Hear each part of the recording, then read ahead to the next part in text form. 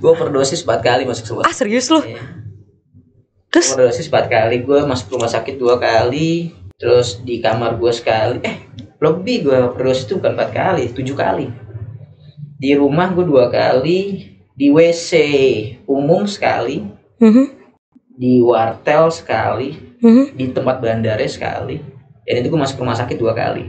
Dan itu juga kalau misalkan gue setengah jam gak dibawa ke rumah sakit, gue lewat.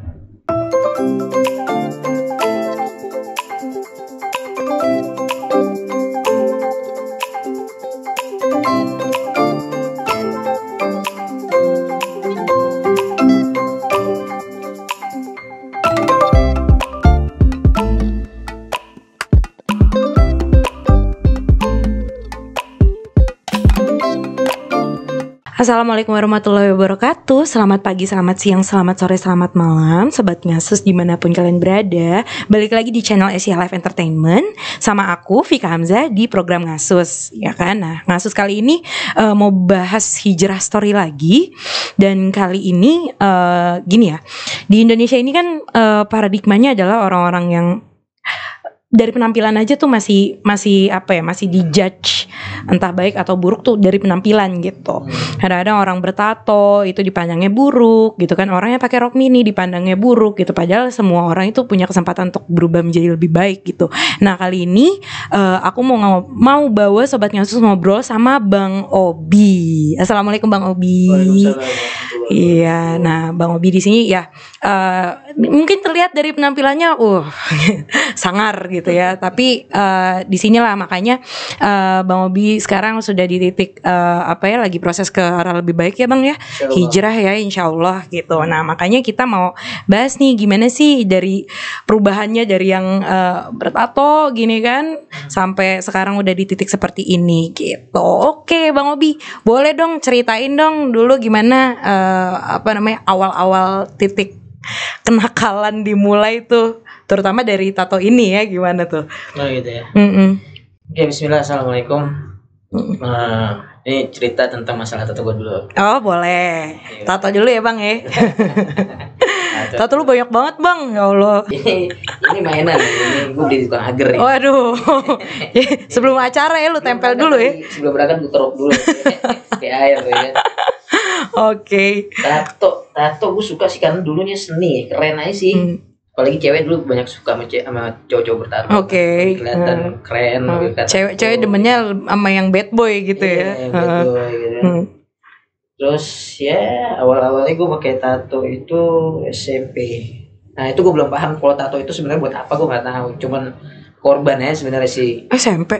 Serius lu? Kelas berapa tuh? Lulus SMP itu gue pas lulusan gue ditawarin buat tato. Kebetulan itu teman gue punya abangnya artis tato, dia punya mesin dari Belanda. Oke. Ya itu, gue tertarik lah ya kan, akhirnya gue minta gambar. Itu gue yang minta gambar disesuaikan sama keinginan gue. Nah ini dia gambarnya. Itu yang pertama tuh. Nah ini pertama. Oke. Cuman ini udah ada perubahan sih sedikit, cover up waktu itu. Itu pertama ini gue tato. Selanjutnya berkembang waktu ya gue tambah lagi. Oke, total ada berapa tato tuh Bang? Kalau di total berapa ya? Ada di badan nih, badan.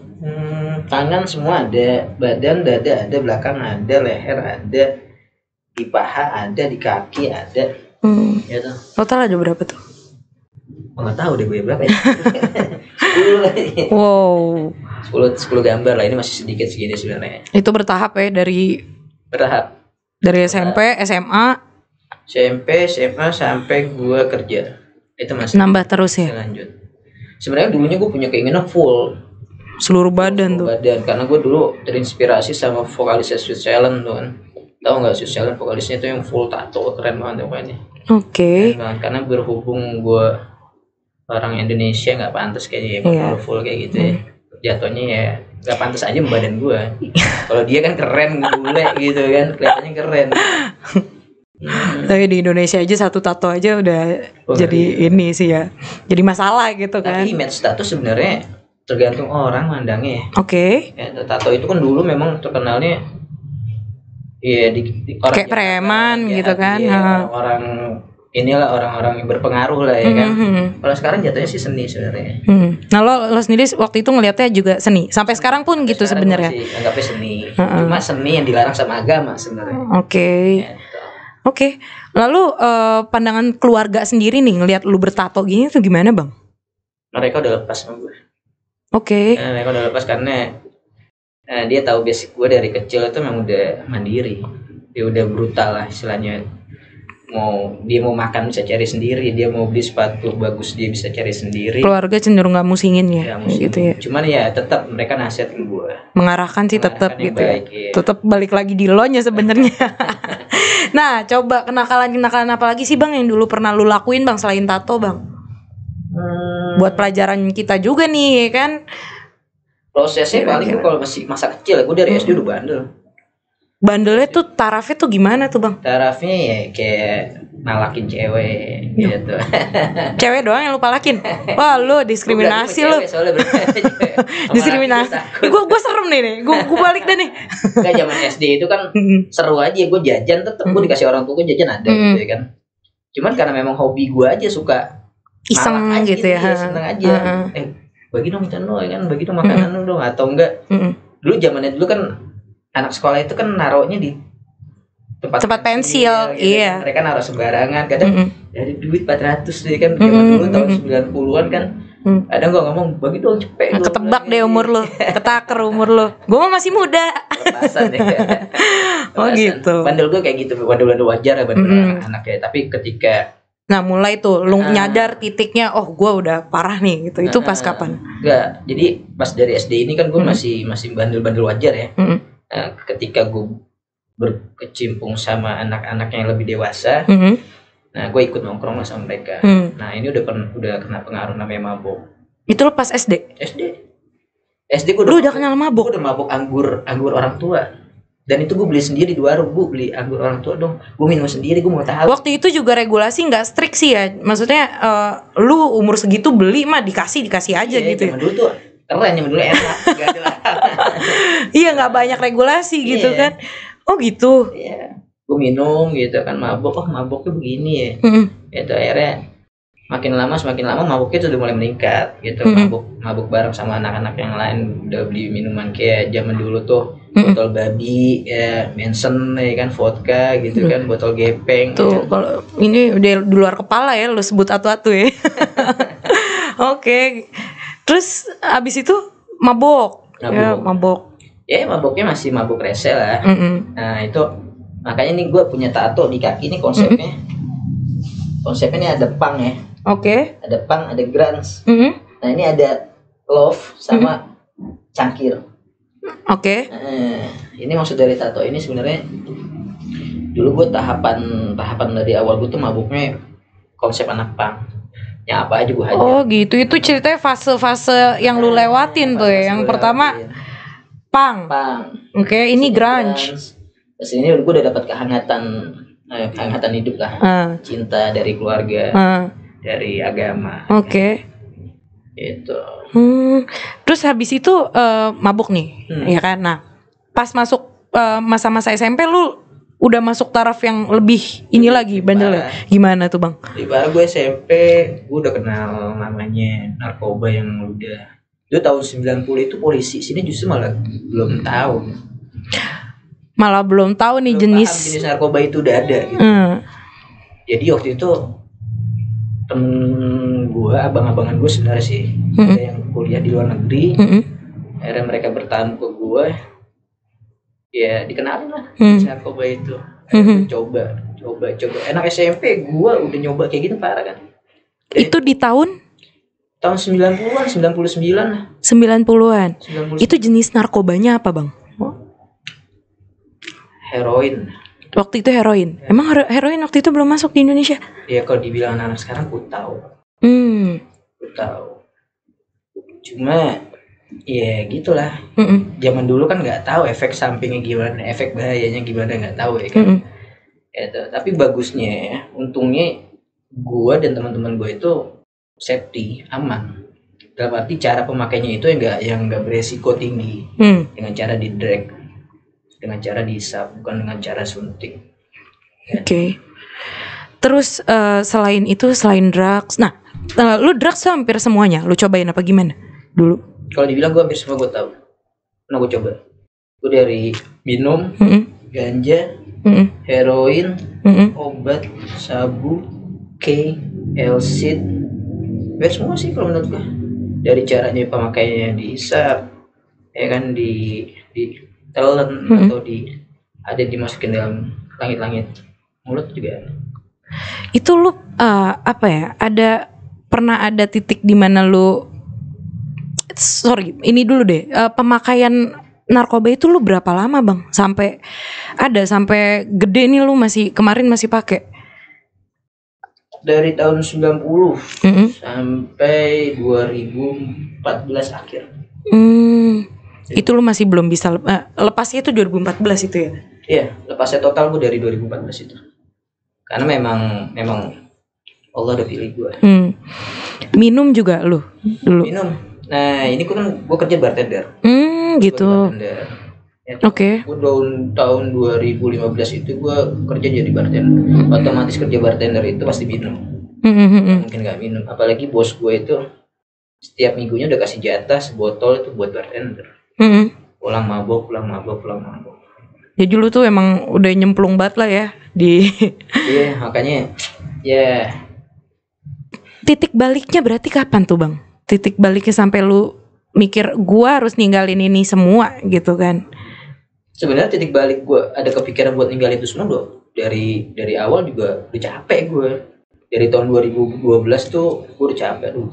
Capek gue kayak gini. Apaan sih nih hidup gitu kan? Hidup kayak gini gitu. Capek. Cuman emang masih belum bisa lepas gitu ya sama kebiasaan gitu. Orang-orang kayak gue itu tuh udah capek mereka hidup kayak gitu.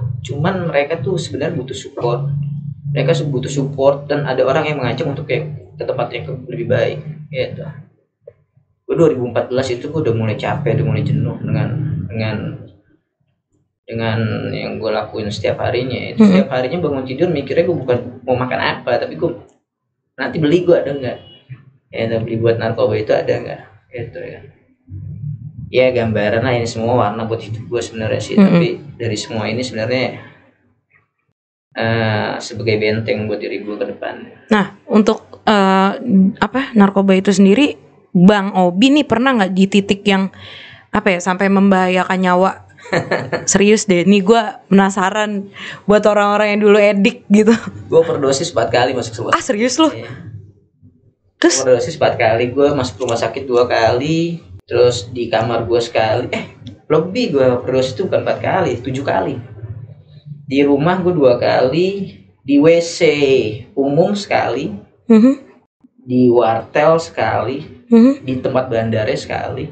Dan itu gue masuk rumah sakit 2 kali. Dan itu juga kalau misalkan gue setengah jam gak dibawa ke rumah sakit, gue lewat. Ya karena memang keadaan gue berdua sama teman gue udah panik. Itu keadaan gue udah biru, udah gak sadar gimana caranya dibawa ke rumah sakit. Akhirnya untung penanganan dokter itu cepat. Karena kalau misalkan orang overdosis itu dia harus dinetralisir obatnya itu biar dia lebih lepas. Itu lebih nggak tekanan ke jantungnya itu lebih enak. Lu masih dilindungin ya sama Allah ya bang? Nah itu dia, makanya Allah saya.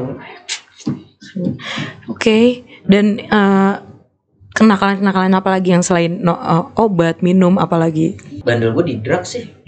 Emang di drugs ya? Di drugs bandel gue. Karena emang gue orang entertain dulunya, yang ngeband juga. Ya kan di klub malam juga. Di obat sih gue lebih nyaman di obat dibandingkan di bandel perempuan. Justru malah teman-teman gue pada bingung. Cewek-cewek tuh kadang dulu pada bingung, si Obi maho kali ya, homo. Iya sampai dibilang kayak gitu ya kan. Kok dia nggak respon gitu sama cewek. Memang gaya hidup gue gitu. Gue kalau udah make gue selalu nggak mau ribet gitu. Nggak mau ribet. Makanya gue bilang cewek yang ribet sama gue. Gitu. Gue pernah dulu dikasih ujian sama cewek. Lo kayaknya lo playboy kata dia. Lo banyak goda-godain cewek. Sekarang gini aja gue bilang. Waktu itu gue di klub malam tuh. Boleh sebut nama nggak? Nggak usah lah. Itu ada di daerah Lokasari itu memang klub gede lah. Dulu gue dibikin tantangan sama dia. Lo kayaknya di klub ini kayaknya lo ribet kayak sama cewek. Gue bilang taruhannya nih, gue bilang deh, gue diri di floor, gue bilang di festival gue diri di situ. Lo liatin gue, yang nyamperin cewek gue, gitu kan. Akhirnya benar gue diri di tengah itu dengan gaya gue yang lagi mabok, dengan gaya stay coolnya. Ternyata gue melek-melek, cewek itu ada di gue, di depan gue. Lu gak ribet sama cewek yang ribet sama lu ya? Gue mungkin susuknya bagus. Wah, siap. Pasang di mana, mohon maaf. Oh Susuknya gitu. bagus, iya. Oke, jadi emang benar-benar lu di drugs lah ya. Iya, gue gitu. lebih nyaman di drugs dulu. Sama minum juga nggak begitu ya? Minum lo ya. Tapi ya lebih ke drugs ya. Gitu. Lebih ke drugs. Kalau minum, nah ini kalau minum gue ribet. Soalnya gue bukan peminum, gue pemabuk. Jadi lu minum harus sampai mabuk gitu ya? Kalau peminum tuh orang bule tuh biasanya kayak tamu-tamu gue juga minum 11 tuh lama dia habisnya. Iya. Karena dia cuma ngerasain tesnya doang ngerasa kan. Tapi kalau gue minum sebotol kalau belum mabuk nggak bener. Makanya ribet. Kadang kalau diajak minum males santai. Lebih baik yang soft aja gitu santai. Oke. Itu berarti lu benar-benar total ninggalin pas tahun 2014 itu ya? 2014 itu strugglingnya gimana lu bang? Benar-benar buat lepas dari, ya kan yang gue tahu yang namanya orang udah edik sama drugs itu kan susah ya gitu. Iya, susah gampang. Sebenarnya kekuatan itu dalam hati kita sendiri sih. Jadi dalam diri lo sendiri gitu ya? Dalam diri gue sendiri. Dulu ceritanya gue habis mabok. Ini mabok kimia. Gue di kamar, gue nggak bisa tidur. Dan ketika itu azan subuh. Azan subuh kan rumah gue dekat masjid.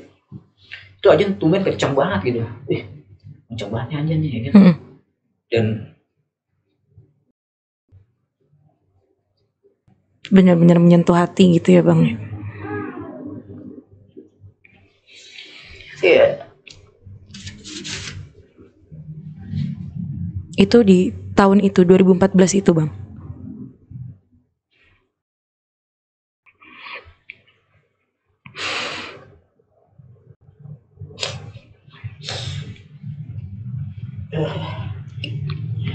Cengeng gue.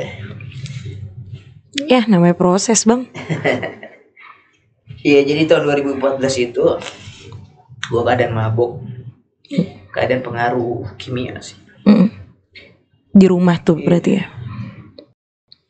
Lo sendirian di kamar? Gini nih, kalau nangis masalah dosa susah berarti ya. Justru kita tuh pengen ngerasain yang kayak gitu bang, gitu yang sampai benar-benar keketuk hatinya, nangisin apa yang emang udah. Ya nggak seru aja tatuan cengeng ya. Ya nggak apa-apa sih. Jadi gue dengar ajan tuh. Itu benar-benar tuh momennya tuh.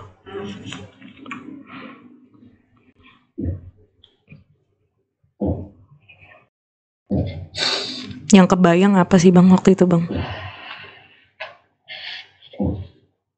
Aduh. Yang gimana ya? Yang ada di dalam hati gue tuh, gue sadar lupa sama Allah. Kebayang semua yang udah gitu ya bang?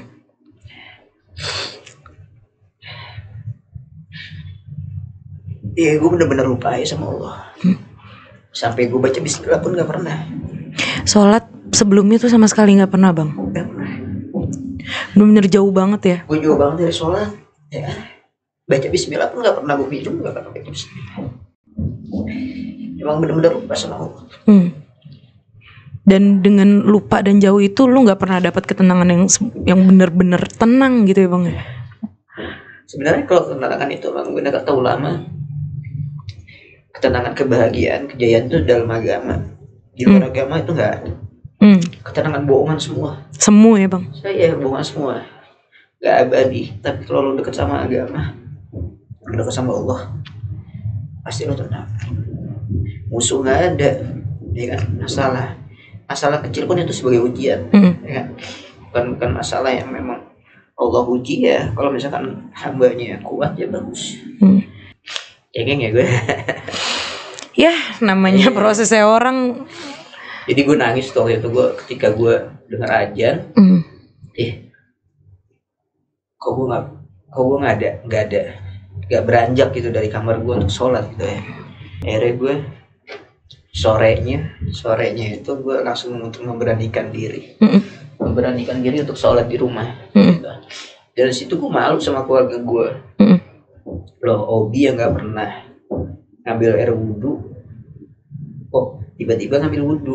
Itu sebenarnya sih keluarga gue pandangannya biasa aja, cuman karena setan masih bisikin gue kan, masih bisikin dulu ngapain sholat lah, dibikin berat sama setan. Akhirnya gue paksain diri, gue coba sholat di rumah, gue coba sholat di rumah. Pas gue lagi proses sholat di rumah gitu, Allah uji gue dikasih drop badan gue dikasih drop. Lo sakit tuh bang? Sakit parah gue. Itu apa lo meriang apa gimana tuh bang? Jadi ada salah satu organ di tubuh gue ini yang ada merusak. Itu karena pengaruh kerja gue, kerja malam, suka pakai drugs juga kan. Waktu itu tuh lu masih aktif tuh ngedrugs tuh ya? Masih aktif. Dan itu yang gue bilang tadi, gue masih mabuk terus gue denger azan, gue nggak beranjak. Gue lagi belajar sholat tuh, lagi coba memberanikan diri untuk sholat, masih belum istiqomah, masih belum bener banget lah. Ya kan sampai sekarang juga belum bener sih sebenarnya. Itu. Akhirnya gue coba melatih diri gue untuk kuat lah, untuk sholat. Akhirnya gue masih mabuk. Nah Allah uji gue sakit. Nah dari sakit itu gue udah totalitas nggak bisa beraktivitas lah, kayak kerja bakal otomatis gue tinggalin. Lu bed rest? Berapa lama bang? Ya nggak lama juga sih, hampir setahun lah.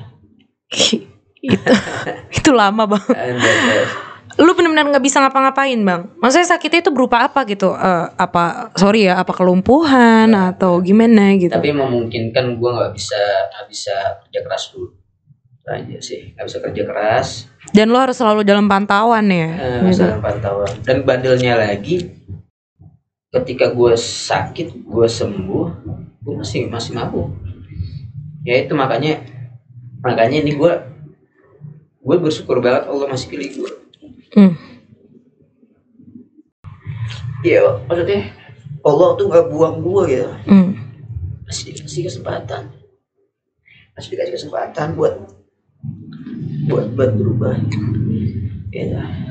Segitu kemarin lu gak inget gitu ya? Sama Allah masih mau gitu. Yang ada di pikiran lu kayak gitu ya? Pokoknya sebandel-bandelnya orang, kalau dia masih ada iman di hatinya dan masih mau ngejemput hidayah itu ya bang ya, Allah masih sayang. Tapi kalau udah benar-benar gak ada iman sedikit pun di hatinya, siap-siap aja nanti Allah hancurkan, Allah buang, Allah hancurkan nantinya ya. Berat ya kalau ngomong perkara dosa ya. Tapi tuh bener-bener sedihnya tuh sedih karena ini ya bang, apa karena gue masih ya Allah tuh baik banget gitu apa? Iya, sedih gue tuh karena gue udah jahat lah, maksudnya berarti Allah udah kasih kesempurnaan sebagai makhluknya ya, gitu ya, kasih kesempurnaan. Lo malah zolim gitu ya, lo mikir gitu ya. Gue sampai lupa Allah kan. Itu karena gue ngerasa beruntung Allah pilih gue, dikasih kesempatan gue buat ibadah untuk menghapus dosa gue kan. Teman-teman gue udah pada lewat semua. Teman-teman gue yang selintingan sama gue tuh sepantaran make itu udah lewat semua. Tinggal gue sendiri. Ibarat kata lo kayak dikasih kesempatan segitu gedenya gitu ya, buat kembali lagi gitu. Nah gue sakit tuh ceritanya kan. Gue udah sakit tuh gue. Ketika sakit sebenarnya gue pernah dimimpikan Rasulullah SAW. Nah, dari situ gue dimimpiin waktu itu saat gue tidur, gue diantar sama seseorang di suatu ruangan. Dan itu orang tersebut mengarahkan kalau gue ngomong aja sama Rasulullah. Tapi di situ gue nggak bisa ngeliat Rasulullah, tapi hati gue yakin kalau itu Rasulullah di dalam gue ya. Di situ nggak ada rupanya, nggak ada. Ya, cuman arahnya dikasih tahu. Nah di situ Rasulullah nggak ngomong sama sekali sama gue, cuma mengarahkan pandangan gue ke satu sudut.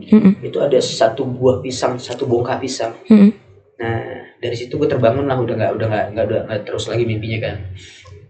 Nah gue coba tanya sama Ustadz yang tahu ilmu ta'wil, artinya ta'wil mimpi kan. Nah Ustadz itu bilang, posisi gue lagi sakit, kamu antara mati, meninggal secepat ini, detik-detik ini, atau enggak kamu dapat hidayah. gitu. Ternyata alhamdulillah Allah kasih jalan gue dapet hidayah. Sampai sekarang gue dikasih sehat sama Allah. Berarti bang bisa dibilang proses sakit lu itu benar-benar proses transisi, dimana ya itu ya antara lu dikasih kesempatan lagi atau lu lewat gitu ya. Tapi lu nggak sadarkan diri apa gimana sih bang waktu sakit bang? Enggak Sempet sadar sih sadar ya, cuman emang nggak bisa aktivitas memang, gitu ya. Enggak, memang bisa sebenarnya. Cuman guanya, gua punya prinsip, gue bilang aku nggak usah kerja lagi aja, ya kan? Gue istirahat dulu, ya kan? Karena itu lu waktu kerja jadi bartender gitu ya? Bartender dunia malam. Wah, kerja dunia malam dahsyat. Ya mungkin itu ya titiknya, sebenarnya titik capek lu juga kali ya, gitu kan? Dahsyat gimana sih bang? Terjadi. Lu tiap hari mabuk, terus kalau punya tamu, customer yang asik, tiap hari supply obat, ya kan? Gitu. Ya resikonya tinggi, gitu. Ya itu kan mungkin karena gue kerja capek, terus gue mabuk nggak kontrol, ya akhirnya jebol lah badan gue. Dijebol di situ, gue sakit, total gue berhenti, gue bed rest. Allah kasih selamatkan gue, Allah kasih jalan untuk lebih baik lah. Ya, itu di tahun 2014 tuh ya? 2014. Oke. Lalu habis itu setelah lu sembuh, apa lu udah mulai nih lu perjalanannya menuju hijrah? Gue sembuh dalam agama ini gue belum serius. Oh, oke. Tadi lu bilang ya sesekali masih mabok gitu ya. Ya. Ya soalnya habit sih ya bang ya, masih perlu di ini ya. Masih perlu dibimbing. Masih perlu waktu. Oke. Nah dari situ, nah ini canggihnya lagi nih. Ini canggihnya lagi, cara Allah tuh canggih banget. Gue mabok, itu nggak dikasih rasa apa-apa. Canggih gak? Nggak kerasa tuh. Nih gue mabok nih misalnya sama lu nih. Itu barang tuh enak tuh kalau kita pakai nih. Iya, biasanya gitu yang lu rasa nih. Biasa gitu ya kan. Nah ini ceritanya lu mabok, lu pakai enak, lu seger, lu gini, gue berasa gini. Tapi gue nggak ada rasa apa-apa. Akhirnya besoknya gue ulang lagi, nggak ada rasa lagi sama. Nah ini gue bilang ini caranya Allah lah. Lu dibikin kebal sama rasa enaknya itu ya. Cabut kenikmatannya. Akhirnya gue mikir, udah kayaknya emang udah nggak cocok gue. Udah jadi nggak enak. Kayak gue minum alkohol, nggak enak sama tuh. Di badan gue nggak enak. Drugs begitu, alkohol juga gitu. Sempet rokok juga kayak gitu. Gue ngerokok nggak enak. Akhirnya gue sempet total berhenti kan, rokok berhenti, minum berhenti, drugs berhenti. Gitu. Di badan lu gimana efeknya bang? Pas berhenti itu. Iya ini gue bilang, orang-orang yang dulunya memang kayak gue gitu, yang sempat capek dengan dunia kayak gitu, jihadnya lebih tinggi dibanding sama orang-orang yang masih lurus ya. Makanya yang beloknya sedikit gitu ya. Gitu ya. Kalau ini gue udah mencong beloknya. Itu jihadnya lebih tinggi dia. Makanya ya. Yang lo rasain gimana sih prosesnya? Yang dirasain kalau bisa dijelasin gitu. Lepas dari obat. Ya gitulah. Ada awalnya ngeblank juga sih, skip gitu ya, kalau kata anak sekarang lah. Ngeblank, terus kayak gak connect, kadang ngomong gak connect gitu kan. Cuman ya semua proses lah. Proses dulu kan gue bantu dengan detox, kayak herbal, kayak madu gue minum. Oh lu sembari itu ya, herbal kan ya. Terus gue mandi subuh. Itu mandi subuh bagus kan? Iya benar. Juga sama Rasulullah. Iya betul. Mandi subuh ya kan. Terus tuh gue mandi subuh, tiap hari gue mandi subuh.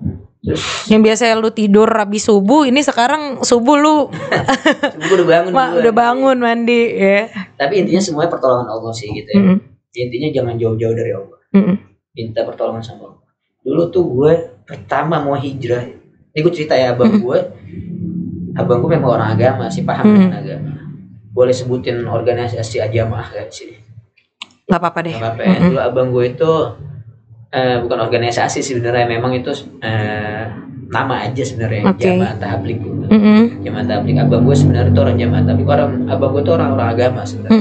Cuma karena gue aja bandel. Mungkin karena berkat doa dia juga, dia doain gue. Dia doain gue nangis-nangis kali. Dia minta pertolongan sama Allah. Buat adiknya tuh.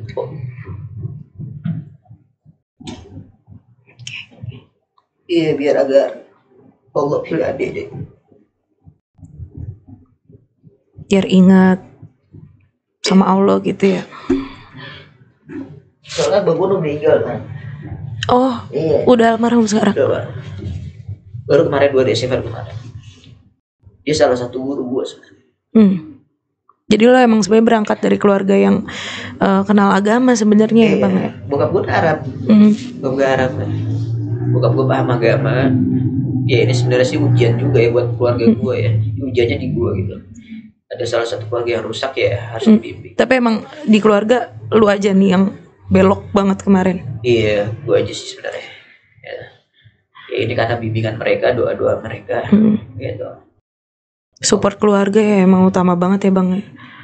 Dan dulu gue ikut pesantren, pesantren kilat di Jamaah Tabligh.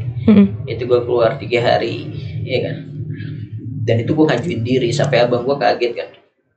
Dan dia taunya gue kenal gue tukang mabuk ya kan, tukang mabuk yang nggak tahu agama, nggak mau sholat gitu. Tiba-tiba gue ngomong sama abang gue nih Jamaah Tabligh ini yang dia udah paham dengan program Jamaah Tabligh. Gue ngajuin diri, gue mau dong keluar 3 hari, gue bilang.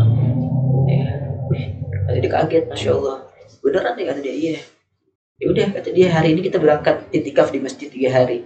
Itikaf itu maksudnya belajar agama di masjid 3 hari nggak pulang-pulang. Iya. Udah gitu. Nah, aku 3 hari itu ngejos tuh. Gue nangis tiap malam. Jam 2 pagi udah bangun mandi, gue nangis ya. Nangis-nangis, mohon ampun sama Allah. Gue ngerayu-rayu Allah gitu kan. Ya Allah ampunin saya lah. Ini kan berarti terjadi perubahan habit banget ya sama lo ya bang. Dari yang lo kebiasaannya jauh banget dari hal seperti itu sampai akhirnya lu benar-benar mendalami agama gitu. Sempat ada kayak apa ya, jet lag gitu nggak sih bang? Kayak pasti ada kayak tata cara ibadah yang lu masih kaku gitu kan. Kayak gitu sempat ngalamin gak sih bang? Terus aduh gue baca doa apa nih buat kalau lagi begini gitu. Kita ngomong secara awam aja gitu ya kan. Gitu. Ada proses-proses kayak gitu gak sih? Ya paling basicnya sebenarnya gue udah paham agama. Karena kan dulu gue sempat ngaji sama bokap kan, sempat ngaji, udah bisa baca Al-Quran. Cuman karena memang waktunya aja yang bikin gue kecemplung di dunia itu. Ya paling ada sholat sunnah atau sunnah yang gak pernah gue amalin gitu kan. Kayak misalkan ada sholat rawatib atau puasa apa gitu, atau caranya Rasulullah bangun tidur sampai mau tidur lagi apa yang dilakuin, itu aja sih sebenarnya. Ya itulah yang didapat dalam agama itu, tenang sebenarnya. Benar tenang. Setelah itikaf 3 hari itu terus gimana bang? Ya hati gue bikin lembut sama Allah. Tuh lu bener-bener udah mantep ya abis itu ya, dari situ? Atau masih ada lagi perjalanan lu naik turun lu lagi nih? Enggak, kayaknya gue udah mantep. Udah ya saat itu tahun berapa tuh berarti? Itu 2015. 2015 gue udah mantep. Jadi setelah pulang itikaf 3 hari itu, gue langsung didaftarin sama abang gue ini 40 hari ke Belitung Timur, daerah Sumatera Selatan. Sumatera Selatan. Mantep sih, itu tempatnya masih hutan-hutan gitu deh. Nah, dan di sana gue itikaf 40 hari di malam masjid. Lu bayangin aja 40 hari. Itu barengan sama siapa lagi? Ada pesertanya lagi? Sama teman-teman abang gue.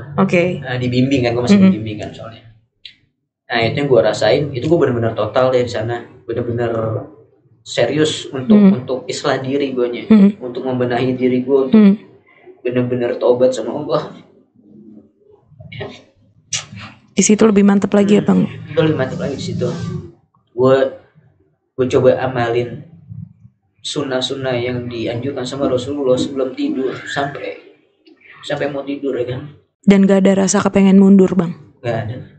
Benar-benar maju terus. Justru maju terus. Semangat. Karena hal yang ini gak pernah gue alamin gitu. Ketenangan ini nih yang lu gak pernah dapet ya. Karena ulama bilang tenangan, kebahagiaan, kejayaan ada di dalam agama. Yaitu agama sempurna, itu Islam. Ya kan? Coba deh, lu tiap hari nih makin dekat sama Allah, tenang deh. Satu, tenang. Terus kedua, bahagia. Bahagia dalam arti bukan bahagia kita tawa-tawa terus, saya enggak. Di rumah tangga, gue udah berumah tangga ya, rumah tangga itu gak ada masalah. Di lingkungan hidup gak ada masalah, tenang ya. Bahagia aja, senang aja, mau makan ada aja. Ya kan, walaupun sedikit semua serba cukup ya. Gitu. Dan yang terakhir, kejayaan nih. Kejayaan itu maksudnya bukan arti jaya sebagai orang kaya. Iya. Ya kan, kalau kata ulama kejayaan itu nanti ente mati masuk surga. Itu Kejayaan yang sesungguhnya kayak gitu ya. Nah, cuman orang kadang salah kaprah ya. Wah, gue sukses nih, punya mobil banyak, punya perusahaan banyak, Masih keduniaan terus orientasinya. udah jaya nih gue. Iya. Belum. Kalau ente belum masuk surga belum jaya. Gitu. Ya, alhamdulillah. Setelah 40 hari di Belitung, balik ke sini ke Jakarta. Tapi emang lu dari dulu emang di Jakarta ya, Bang? Atau Jakarta. gimana? Gue tinggal di Jakarta. Orang tua juga di Jakarta. Gue balik dari Belitung 40 hari gak betah di rumah. Akhirnya lu Betah di menyibuk. masjid. Oh, lu nyibukin diri di masjid. Oke. Karena lu bayangin 40 hari itu tinggal di masjid tuh. Makan di masjid, tidur di masjid, ya kan? Udah kayak rumah lo ya, gitu. Rumah gua. Otomatis orang tinggal di masjid pasti otomatis buat amal dong. Enggak sholat sunat, sholat wajib nggak pernah ketinggal, selalu awal waktu, ya kan? Terus ngaji pasti kan, pokoknya oke lah. Nah, ketika itu lu kerja nggak? Terus lanjut kerja nggak? Oke. Justru posisi gue tuh lagi kerja, gue izin sama perusahaan gue. Waktu itu gue kerja di dunia F&B, di restoran. Oh, sebentar. Berarti lu mulai di F&B itu pas lagi proses hijrah lu itu ya berarti? Atau gimana, Bang? Sebelum F&B waktu gue zamannya mabuk udah di F&B. Oke. Paham. Nah, pas gue selesai sembuh kan tuh, gue keluar 3 hari, gue posisi gue tuh udah kerja freelance lah, kerja nggak serius lah, isi waktu kosong. Enggak, yang bartender itu pas tahun berapa tuh? 2014. Terus abis itu lu kan gue resign sakit kan. Nah, akhirnya setelah gue udah mulai seger sedikit, gue coba mau kerja lagi bisa nggak ya. Ternyata waktu itu teman gue ada buka salah satu resto di daerah Cempaka Putih. Gue minta tolong sama dia, ternyata gue ada. Lo di sana apa? Gue sebagai head SPV barista. Oke. Nah, SPV barista. Dari situ gue baru kerja sebentar, baru 2 minggu lah. 2 minggu gue izin sama dia. Gue izin deh, gue bilang gue mau keluar 40 hari. Ya, lu mau dakwah ya, mau ngurut sih. Iya, gue bilang boleh nggak? Kalau nggak boleh gue resign nih, gue gituin kan. Resign. Ya udahlah keluar deh, kata dia. Nanti lu masuk lagi, kata dia, ya kan. Ternyata ya udah, gue keluar 40 hari. Gue lupa, gue punya janji sama dia buat masuk kerja lagi. Terus gimana tuh? Gue udah kasihkan sama agama masalahnya. Masalah gue dekat sama agama, Allah kasih rezeki aja. Ada aja ya. Walaupun gue gak kerja tetap aja ada Allah kasih rezeki gitu. Cuman kan sebenarnya kalau kerjaan duniawi itu kan buat pandangan manusia aja ya kan. Image soalnya dia gak kerja gitu ya kan. Atau dia kerja di perusahaan bagus ya, itu buat image doang sebenarnya sih. Soalnya kalau rezeki mah udah Allah kasih. Ya kan, makan masih dikasih. Ya kan. Paling ya kita memang harus ada usaha sih. Ya itu sebenarnya mungkin kerja itu salah satu usaha, jadinya kan ibadah juga gitu kan ya. Ikhtiar ya gitu. Oke. Terus akhirnya lu nggak balik lagi tuh ke sana? Enggak. Lupa ya. Gue kabarin dia sih, gue bilang sorry, gue bilang ya kan gue nggak kesana lagi. Nggak apa-apa kata dia. Oke. Bikin nyaman aja kata dia. Masih suaranya asik. Sampai sekarang lu masih keep kontak sama dia? Masih silaturahim ya. Makan di sana juga gratis. Oh gitu. Terus habis itu lu menyibukkan diri dengan apa selain ini ya agama ya? Untuk kerja itu apa, dagang mungkin atau gimana? Gue kerja. Oh, sempat kerja lagi? Gue kerja juga, tapi gue kerjanya yang gak bertentangan sama sunnah ya. Oke. Ya, misalnya jenggot nih. Biasanya perusahaan-perusahaan itu gak boleh jenggotan kan? Iya benar. Gitu. Gue kerja, boleh gak gue jenggotan, ya kan? Lo mau pakai fisik gue apa skill gue, ya kan? Ternyata dia udah paham kan? Dia udah paham dengan program tablik nih gue yang gue jalanin gitu, dia udah paham. Ya udahlah. Sekarang lo nyuruh motong jenggot, dosa lo. Kebetulan emang orang-orang kebetulan gue dapat kerja ini orang-orang sekitaran gue, teman-teman gue. Oh, oke. Jadi Jadi dulu waktu itu gue kerja sebagai orang entertain, itu kan banyak relasi kan. Jadi gue kontak. Tapi gue nggak betah sebenarnya sih kerja. Sekarang gue lebih betah usaha ya. Iya. Udah mulai berpikir capek gue kerja sama orang terus gitu ya kan. Lagi juga biar kayak Rasulullah juga ya, dagang ya. Cakep gitu. Nanti dapetin Siti Khadijah ya kan. Oke. Jadi sekarang lu usaha apa aja nih, Bang? Dagang. Oke. Gue dagang sama jasa buat pendingin. Jasa pendingin. Jadi gue sebagai marketingnya. Jadi kayak misalkan nih kantor ini udah pernah gue masukin nih. Mau nggak jasa nih? Gini pendingin ya kan. Nanti oke, fix. gue kasih ke tenaganya. Oke. Gitu. Kalau tenaganya memang nggak ada, ini gue ikut terjun ke sini, gue antar ke sini, gue bantu. Oke. Terus kalau dagang apa nih? Lu dagang apa? Dagang gue di food, di makanan, tapi online ya. Oke. Online, terus apa aja sih gue jualin? Pokoknya selama emang halal ya positif ya. Halal, positif dan ada keuntungan, gitu. Keuntungan tapi dengan bener ya, bukan keuntungannya gue bohong. Iya, keuntungan juga kan ada ininya juga kan ya bang ya. Ada syariatnya juga ya. Ada yang ngambil cara-caranya Rasulullah bagus, cara dagangnya Rasulullah jujur kan bagus. Ada yang ambil keuntungan bohong gitu ya, itu yang gak berkah nantinya. Dapat duit banyak, cuman gak ada berkahnya buat apa? Iya. Kan duit habis atau enggak nanti digantinya keluarganya ada yang sakit. Oh iya benar. Itu cara balasannya Allah mungkin seperti itulah. Gimana rasanya sekarang bang? Setelah itu proses transisinya lu kontras banget. Gila dari pokoknya intinya gini dari jatuh banget sampai intinya gini aja buat teman-teman nih ya, yang sekiranya kayak gue gitu bertato atau memang sampai sekarang masih berantakan. Allah tuh tidak melihat rupa dan harta hambanya. Allah melihat hati dan amal hambanya. Itu jadi mau rusak kayak badannya, kayak mau tatoan, kayak mau kayak gimana, kayak Allah nggak lihat itu. Allah ngeliat hatinya tuh orang gimana. Dia ada kesungguhan, gak ada bener-bener ada imannya nggak di hatinya, dan amalnya gimana. Lu sholatnya gimana, lu ngajinya pendekatan diri sama Allah lah. Allah ngeliat kayak gitu. Dulu pernah kasus gue. Dulu gue pernah ngaji nih ceritanya, ngebahas masalah tato, ya kan. Terus kata ustadz itu tato itu haram, biarin aja orang-orang bertato, rasain. Gak sah sholatnya gitu. Wih, canggih juga nih gue bilang, ya kan. Kebetulan gue duduk paling koridor depan nih, paling depan ya kan. Waktu itu lo gimana outfitnya? Lagi pakai koko atau gamis? Gamis. Ya, gue diem aja. Jadi nggak kelihatan tuh ya? Nggak kelihatan. Diem, ya kan. Akhirnya gue ngomong kan pas ada sesi pertanyaan jawab, gue tanya. Saya tanya ustadz, saya bilang. Jadi kata ustadz, katanya nggak sah gini, ya kan. Terus gimana dengan saya? Gue buka gamis gue.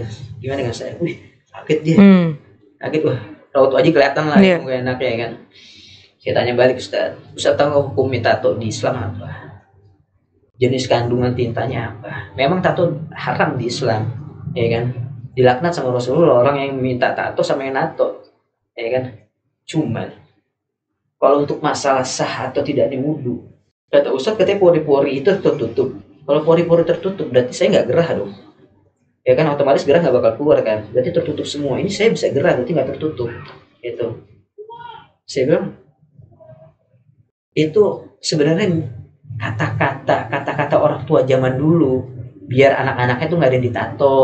Lu jangan ditato, lu nanti air wudunya nggak sah, nggak masuk. Itu sebenarnya buat nakut-nakutin doang. Tapi kalau dalam ilmu tato sebenarnya masuk sebenarnya. Oke.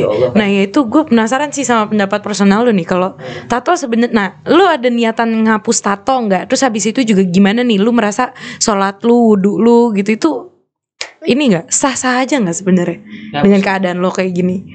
Sah-sah aja sih. Karena gue udah bertanya banyak sama ulama tentang tato. Justru malah kalau dihilangin itu malah mudorot. Mudorotnya? Sakit. Karena sakit itu ya? Karena melukai ya? Sakit. Kan ada yang disetrika, ada yang di laser kan. Sebenarnya sih simpel, ada yang di laser itu sakit juga. Laser itu lebih panas dari pembuatannya sama penghapusan. Itu lebih sakit penghapusan. Oh gitu. Makanya ulama bilang, guru-guru ustadz tuh ngomong, udah nggak usah dihapus. Ente tobat aja, tobat nasuha udah. Ya, ente sungguh-sungguh udah Allah ampunin kok. Justru Allah lebih suka sama orang-orang kayak ente.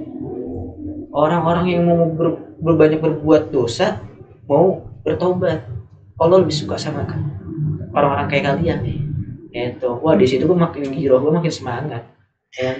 Tapi pendapat lu sendiri nih, untuk orang-orang yang misal masih belum bertato tapi kepengen nato, lu lebih ke, yaudah lu ikutin aja mau lu atau advice lu tuh gimana? Jangan deh, kalau saran gue jangan, karena tato itu permanen ya, sifatnya permanen. Lo nanti kalau udah bosen, capek lo buat apa, udah gitu ada tingkat kesulitan yang lebih banyak. Kayak lo kerja susah, image lo nanti lo mau nikah kan lo ketemu mertua, Ya kan? Misal nggak mau mikirin soal agamanya deh, mikirin soal kayak gitu di dunia aja, gitu ya resikonya ya. Misal gitu ya. Jadi itu buat dunia ya. Ya kalau buat dalam agamanya ya itu. Nggak jelas ya. Dilaknat sama Allah semua. Itu. Sebenarnya ada keinginan dihapus kan, zaman sekarang ada tuh hijrah tato, hapus tato ya kan. Tapi kalau menurut gue udah nggak usah, begini aja gitu. Yang penting kita lagi pula juga harus berhadapan Allah, tutup lah. Lagi pula juga harus keluar biaya juga kan ya bang, kayak ada gitu. Yang gratis, ada yang bayar. Kalau bayar mahal, persenti itu hitungannya persenti ya? Persenti. Dulu zaman pertama booming itu kalau di dokter ya, dokter kulit itu mahal, dia bisa jutaan. Dengan duitnya buat di susu anak gua ya kan. Jadi lo memutuskan ya udahlah biarin aja gitu, hanya Allah yang punya hak prerogatif untuk ngejudge lo ya bang ya. Iya benar. Karena manusia itu cuma melihat kekurangan. Tapi kalau misal nih yang kayak gitu kan, gue mau nato, ntar juga kalau gue mau tobat ya udah gue tinggal, ya udahlah. Yang penting gue tobat mah tobat aja. Tapi udah nato mah udah gitu. Gimana tuh bang? Kalau kayak gitu. Kalau dia udah paham masalah hukum agama aja. Tapi kalau dia memang masih batu juga, masih belum nol ya. Masih nol, oke. Ya dia kan nggak tahu. Iya benar. Dan waktu itu juga kondisinya lu sebet tahu apa?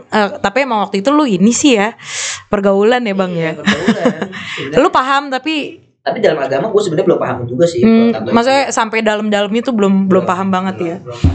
Jadi masih lo nekatin tuh ya, gue gas deh gitu. Ya gak peduli apapun lah, pokoknya gue tato ya. Gue nato. Lagi juga waktu itu pertama SD kan ya bang? SMP ya? SMP.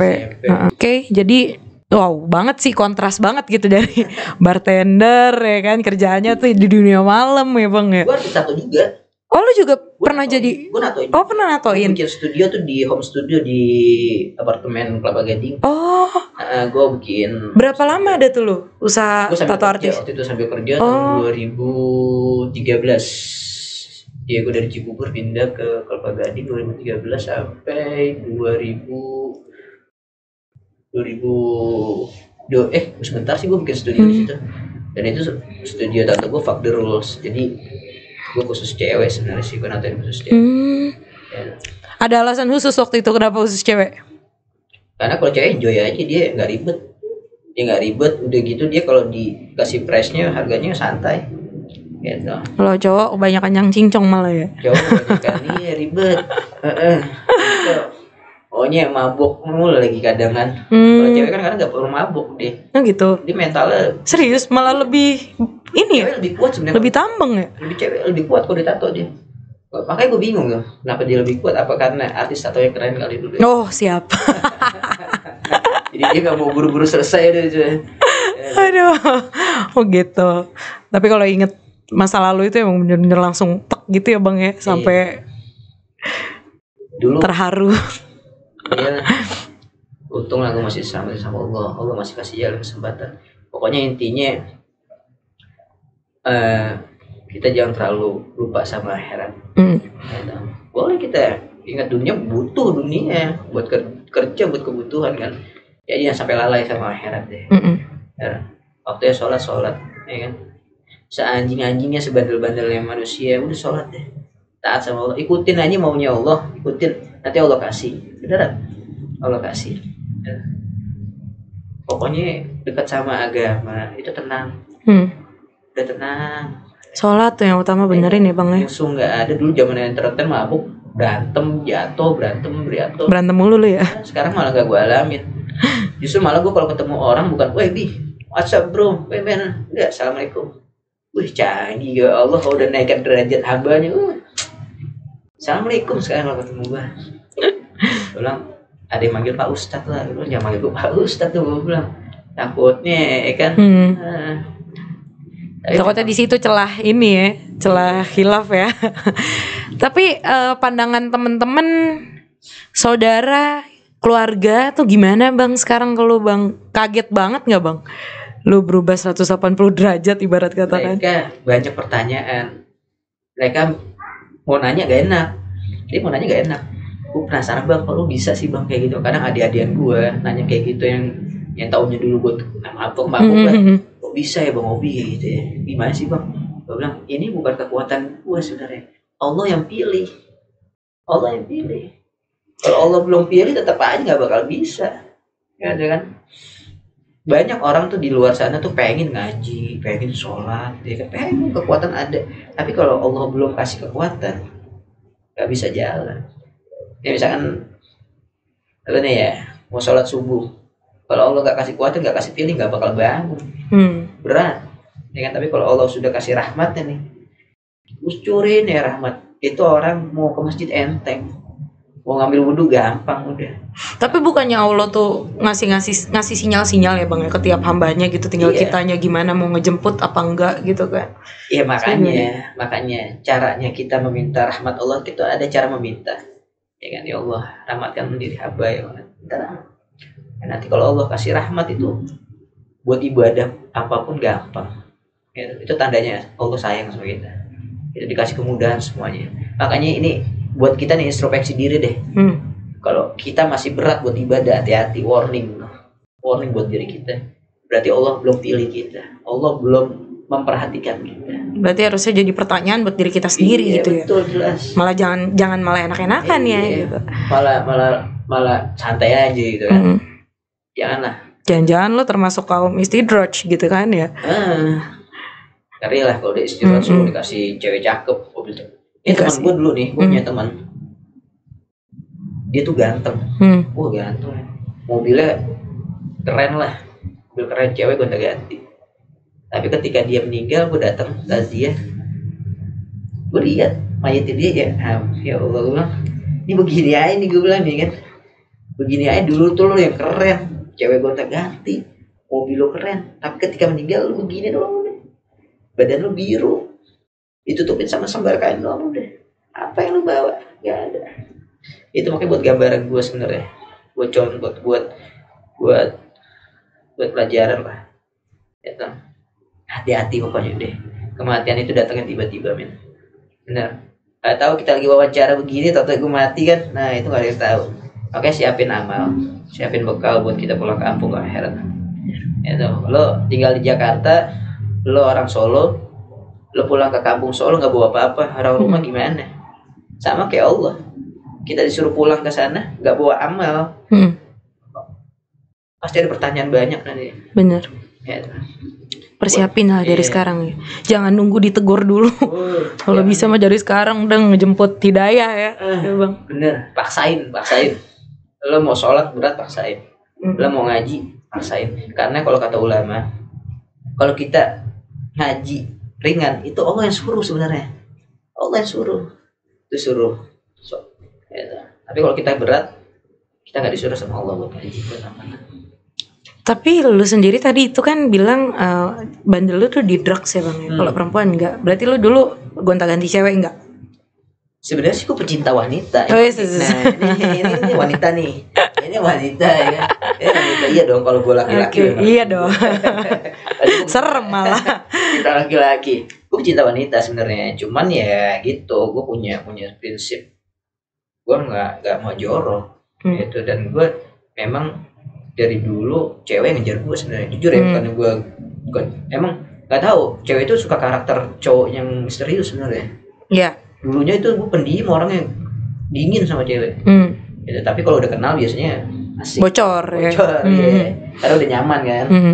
Gitu, memang itu teknik gue sebenarnya kayak gitu. Cewek cakep gue diem aja. Lo stay cool gitu ya. Oh gitu. Oke, terus.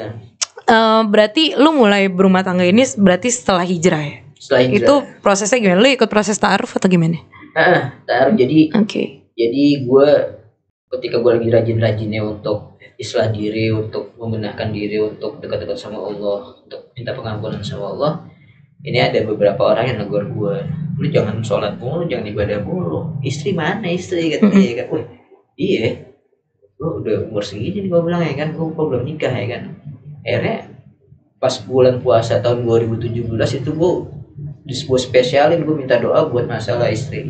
Gue minta sama Allah di bulan Ramadan, gue nangis-nangis, gue minta sesuatu yang baik lah pokoknya, yang sesuai dengan keinginan gue, bercadar atau memang sesuai keinginan gue.